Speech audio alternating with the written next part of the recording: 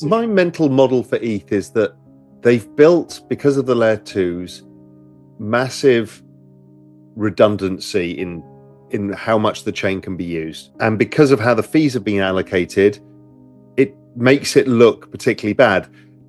Do you track the overall volumes of the EVM system and see what that looks like? Or, and my guess is the overall volumes aren't suffering. It's just the fee layers suffering. Yeah. And it just means that we need more activity in ETH because it's so big now and its capability is so vast that you just need a shit ton of activity like the financial system. Raoul Pal is becoming extremely bullish, and the focus now is on liquidity rather than just rate reduction or inflation. The true signal is already blinking green, according to Raoul, but many investors are still sidetracked by short-term macro noise. Global liquidity is increasing, which has historically been the driving force behind cryptocurrencies' explosive growth. He claims that we have just entered the cycle's most potent phase, which is where capital flows, technological adoption, and economic tailwinds all come together. He thinks this arrangement is similar to the explosive rallies in 2013 and 2021, although it might be considerably larger this time. Raoul sees the next 6 to 12 months as potentially transformative, with Bitcoin maintaining steady, Ethereum displaying signs of momentum, and altcoins likely to follow. He refers to the increased interest in ETFs, the building institutional flows, and the wider acceptance of digital assets through tokenization, AI integration, and other means as a perfect storm for the industry. The macro is changing, the charts are aligning, and the story is beginning to take shape. We are about to witness a significant breakthrough if Raoul is correct. Take a moment to like this video, subscribe to the channel, and turn on notifications for more content on Bitcoin and the digital asset space. Thanks, and enjoy the video. Bitcoin has been dominant. It was dominant all up until this point in the prior cycles in 2017 and also in 21. It stays dominant much longer than everybody expects, and then it tops. And this is the monthly D mark, and we put in a 13 top. And if I switch that to the daily now, we are getting very close to having a 9.13.9 top. That'll be 2 days away, which would match to me with the 9.13.13.9 on Solana as a bottom. There's a lot of things that are getting close to saying the liquidity cowbell is coming and the structure of the market may well change with it and usher in the next phase. What I talk about, the second phase of the banana zone, which is really often alt season starts at this point. And, that just so people are aware, financial conditions, different people measure it different ways, but one of the easiest ways is, an amalgamation of rates, the dollar, and some commodity prices, input prices. And we've seen a massive move in oil. We've seen a massive move in rates. They formed a nice head and shoulders top. Looks like, we should see rates back down at 3.5% in 10 years. And we've seen an enormous move in the dollar as well. It's a gigantic move in the dollar. And the dollar is the big daddy of all liquidity measures because everybody's in debt dollars. And I said this from the beginning is like, China needs a weaker dollar. They will agree tariffs in the end, whatever the negotiation is. They'll agree something because they need the weaker dollar because they need to roll their dollar debts. Everybody needs to export goods and you need a weak dollar to have a stronger global economy. The US needs to export stuff. Everybody wants a weaker dollar.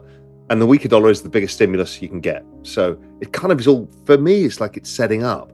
And now it's about technicals and on-chain stuff and just trying to nail the timing. Because we've both identified it's like next 3 months, for sure higher. There'll be consolidations. Yeah. Next 6 months, probably next 12 months. That's kind of how it feels. Pretty certain. Now, the question is whether it's next month higher, which I actually think. I think we probably end up, higher within 2 weeks' time than we are today. Put it that way. And we've had 7 of these corrections since the bottom. And the last cycle we had 5 in the last year of the cycle. The one I look at a lot is 2017. We had 5 of them that were all like 30% plus.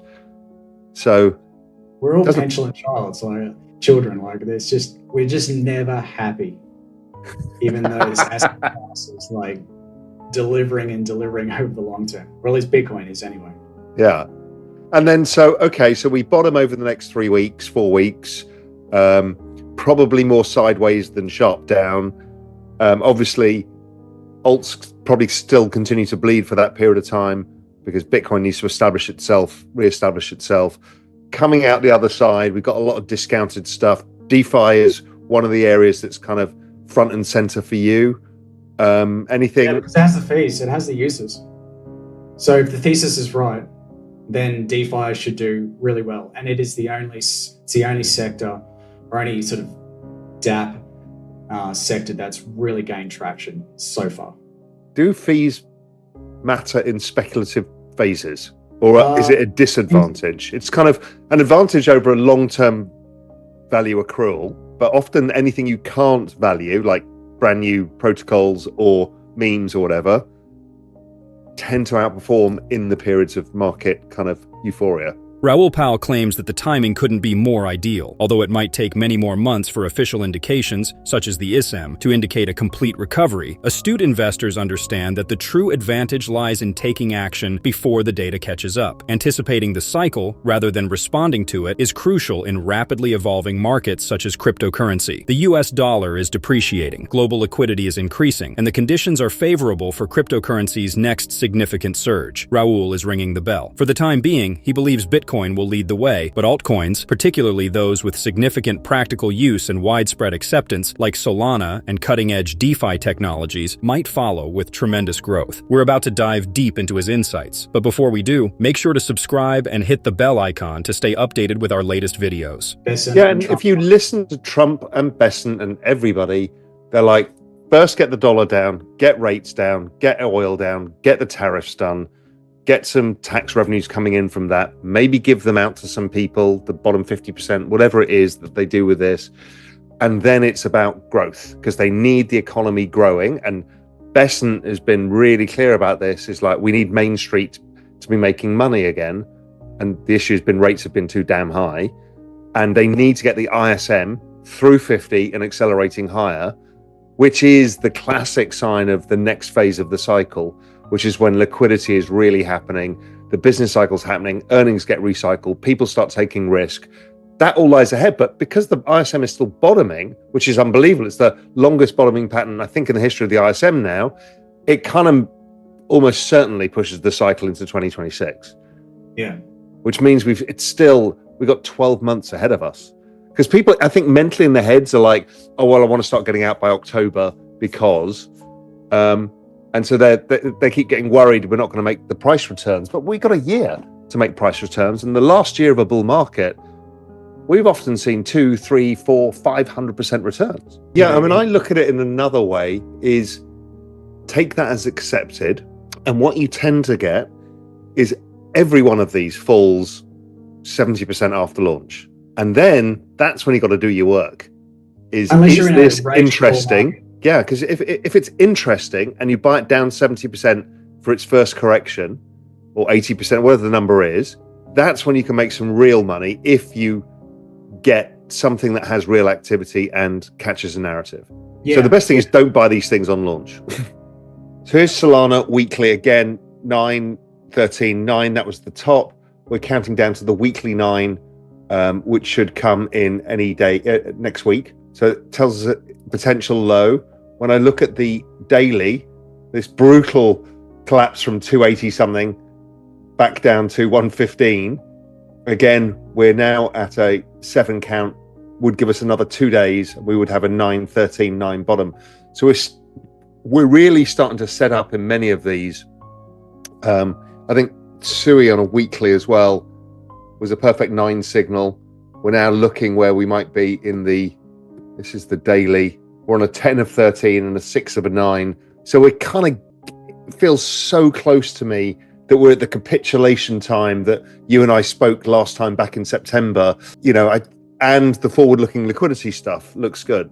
And this is basically what I've always talked about when I talk about network activity and Metcalfe's law. This is a much more detailed way of establishing how vibrant is the network, how real is the activity, what's the longevity like, what's the growth like, because these are the things that drive price. We know that obviously global liquidity drives price, but the other thing is the network has to be valued, and network value is what drives the long-term secular trend above and beyond that of liquidity. This is the magic of why some cryptocurrencies do so well versus global liquidity.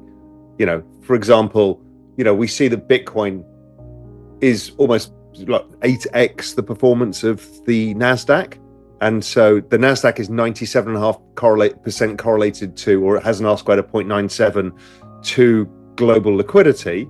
And Bitcoin's 85. The reason it's 85 is because when you get to a bull market, it actually wildly outperforms because of this, which is the network adoption. Raoul Pal is presenting a compelling outlook for the market's future, particularly in the cryptocurrency space. He's paying close attention to the signals from Donald Trump, investors like Keith Besant, and officials who are all advocating for the same goals: lower trade tariffs, lower oil prices, a weaker dollar, and lower interest rates. Why? Because supporting Main Street is the first step toward the U.S. economy's return to genuine sustainable growth. The true catalyst, according to Raoul, will occur when the ISM eventually breaks above 50 and begins to rise. That is the quintessential indication that the economy is reviving and that liquidity is actually starting to flow. Since altcoins like Solana are displaying technical indicators of approaching a bottom and possible reversal, he is keeping a careful eye on them. Raoul believes that the circumstances are favorable for a significant upward move because of the strengthening liquidity, the quickening network activity, and the long-term fundamentals. He reminds us that although short-term price action is driven by global liquidity, network adoption, how lively, engaged, and helpful these blockchains become, is what ultimately maintains value over the long term. Because of this, certain cryptocurrency assets, such as Bitcoin and Ethereum, can do significantly better than traditional markets. Ethereum may appear to be underperforming right now, but that is only a reflection of how much it has expanded and how much effort it now needs to succeed. Don't forget to like, subscribe, and enable notifications for more valuable content, and as always, happy investing.